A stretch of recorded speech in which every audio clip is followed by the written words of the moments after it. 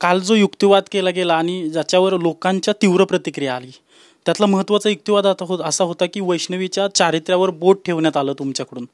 साहेब, हे हे मला ह्याच्या इतकं इतकं दुःख होतं या गोष्टीचं की चारित्र्यावरती बोट ठेवण्यात आलं. ही जी काय भूमिका मीडियातर्फे घेण्यात आलेली आहे, या गोष्टीचं मला दुःख होतं. आम्ही सांगतोय की तिचे नवऱ्याला एका नवऱ्याला न आवडणारे तिचे चॅट्स होते, त्याच्याबद्दल तिच्या घरच्यांना माहिती होतं, त्यांनी अप्राईज केलेलं होतं, त्यांना सांगितलं होतं वेळोवेळी, परंतु तरी सुद्धा ते कंटिन्यू राहिलेलं होतं, चॅट्स होत होते तिच्याकडनं.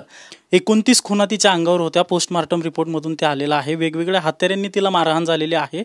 त्या हगवणींची तुम्ही बाजू मांडताय, वेदना होत आहेत तुम्हाला काय की आपण माणूस म्हणून त्या मुलीचा अशा नको त्या वेळी मृत्यू झालेला आहे, नको त्या वयामध्ये तिच्या लहान बाळाची पण मला हे आहे, हा जो मृत्यू झालेला आहे ह्याचं मला खूप वाईट वाटते.